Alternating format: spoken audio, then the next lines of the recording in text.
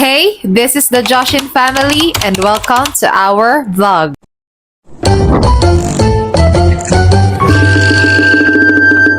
Hello mga Jai! Samahan nyo kaming gumala for today's vlog. Time check, 6 o'clock in the morning pero kami ni Daddy gumising ng 5 o'clock para mag-asikaso. Nagkayaan kasi yung mga katrabaho ni Daddy na mag-unwind at kumain at hindi nga kami nagpahuli ng mga bata, sumama kami. Bugsh! Buti gumising si Kuya Zion kanina at napakiusapang magbihis siya pero si Zoe Jai wala. Tulog talaga siya as in deads. Kaya binuhat na lang siya ni Daddy. Literal na paggising niya, nasa Tanay Rizal na siya. Ayan, paggising niya, ang laki ng pagtataka niya. Sa isip-isip siguro ni Zoe, shit, nasan ako?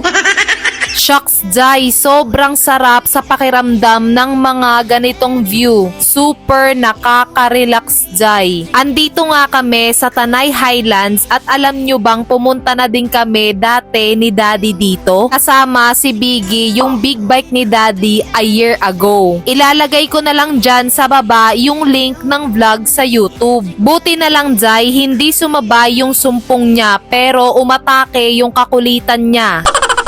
Kita mo yan, Zay, nalingat lang kami, nasa ibabaw na siya ng lamesa.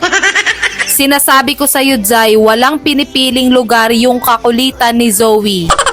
Para nga hindi magkinulit tong mga tiyanak na to, inorderan sila ni Daddy ng cake at french fries. At ang inorder ko naman ay bulalo. Buti na lang, Jai, isa lang ang inorder kong ulam. Ine-expect ko kasi sa bulalo nila pang one person lang. Shoota, Jai, nagulat ako. Ang laki ng bowl na dumating sa amin. Kaya nagpa-add na lang ako ng rice at tuwang-tuwa ako sa bulalo kasi ang daming laman at gulay. Let's eat, mga Jai. Ito pa naman yung gusto ko sa bulalo, yung madaming cabbage at pure yung broth. Sa dami na nang nagtitinda ng bulalo, yung iba ang dami nang hinahalo sa broth. O Jai, ang dudong, ang yabang, ang lakas mag-pork, kala mo di high blood.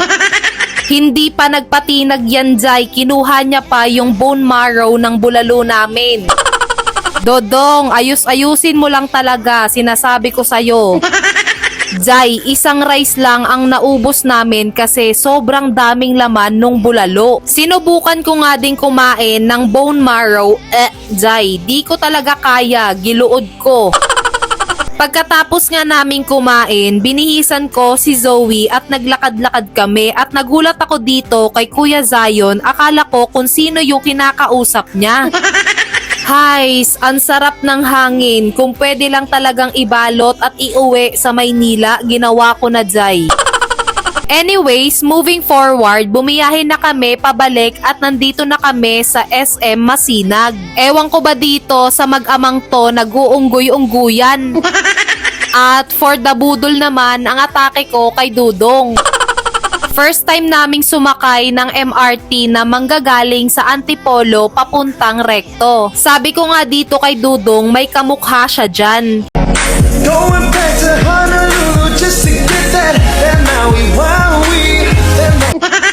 At ayan, Jai, nasa Recto na kami at nasaktuhan naming libre ang lahat ng babaeng sasakay ngayon. Sabi ko naman kasi kay Dudong kanina, dalhin namin yung trolley. Ayan, sakal-sakal tuloy inabot namin kay Zoe.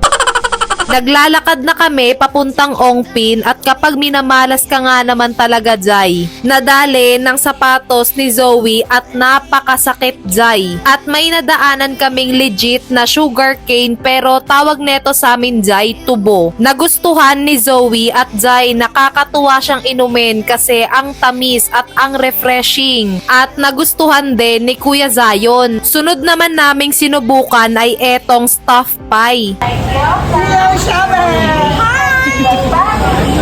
Binati nga si Zoe at si Kuya Zion at mukhang nagkaintindihan naman sila. Bumili kami ng tart or pie at una kong pinakagat si Kuya Zion. Nagustuhan niya at Zai, masarap siya. Hindi siya masyadong matamis at hindi din nakakaumay. Sakto lang. Pati si Zoe Zai, nagustuhan din niya. Next naman ay etong beef stuffed pie nila. Zai, ang sarap niyan, promise. Saktong-sakto yung pagkakatimpla ng beef. If kung malapit lang kami, aaraw-arawin ko to, Jai. Kaso wala ang layo namin.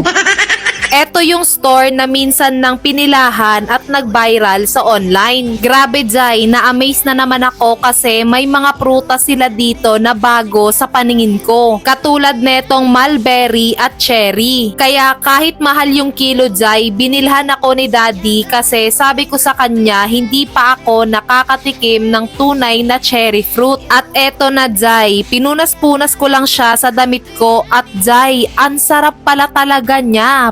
Pera biro, Jai. Kaya din siguro mahal yung kilo niya. Tinanong ko nga dyan si Dudong kung bakit ang layo ng lasa niya sa cherry ng cake. Tapos may inaalok si kuya na orange pero jelly yung loob. Nandito na kami sa arko ng Ongpin. Actually, kanina pa kami nasa Ongpin. Sa likod kasi kami dumaan. Naglalakad-lakad na kami papasok ng Manila Chinatown kung saan isa sa mga hometown at lugar na kinalakihan ni Daddy.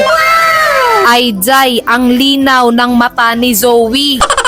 Akalain mong napansin niya pa tong dragon ice cream? At isa lang binili namin, Jai, kasi 100 pesos ang isa, kako paghatian na lang nila. Bakit ganon? Nakisali si Dudong.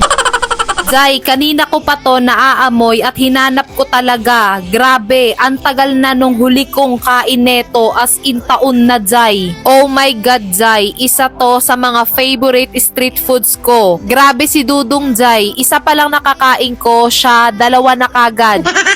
At nadaanan namin yung isa sa mga pinagshootingan ng Can't Buy Me Love. Di ko maalala kung alin sa dalawang gate na to, dito ba or dito sa kabila na tapat ng Honbon Bridge. Anyways, dumaan kami dito kasi sabi ni Dudong may daanan daw dito tago sa Lucky Chinatown. Ay kabog, ang galing. Sumunod na lang tayo, Jai, kasi mas kabisado niya dito. Pumasok kami sa Lucky Chinatown para magpalamig. Charot! May sinadya si Dudong dito at ayan, trip na naman niya si Zoe. Ayaw kasi ni Zoe sa mga mascot. Nag-ikot-ikot muna kami kasi parang ang dami ng stores at ang laki na ng pinagbago. Naku, Jai, nakalimutan kong takpan yung mata ni Kuya Zion para hindi niya makita yung liyaw-liyaw. O, diba? Pumila kagad.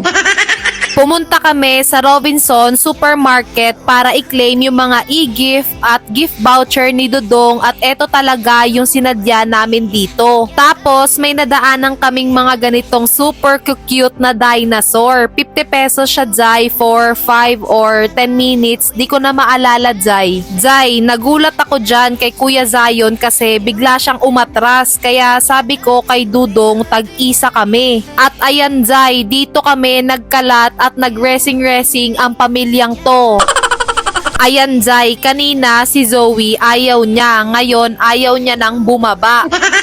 Kinarga na namin si Zoe kasi ayaw niyang magpaawat at dumiretso na kami dito sa Masuki Restaurant. And I'm so excited, Jai, na matikman ulit yung mga dishes nila. Umorder kagad kami ng chicken mami for Kuya Zion, beef wonton naman kay Dudong at beef chicken mami yung sakin. Oh my God, Jai, kain na naman. Tapos isang malaking siopaw at isang malaking siomay na hubad. Kumain na din kami dati ni Dudong dito, hindi pa ako buntis nun kay Zoe. Let's eat, mga Jai, kay napagod ang pamilyang to sa kalalakad at paggiginala.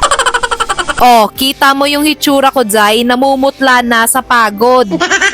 Imagine, Jai, pumunta kami ng Tanay Rizal, tas nakarating kami ng SM Masinag, tas Ongpin at dito sa Lucky Chinatown. Grabe yung ginala ng pamilyang to, Jai. Once again, this is the Joshin family. Be smart, be safe, love ya!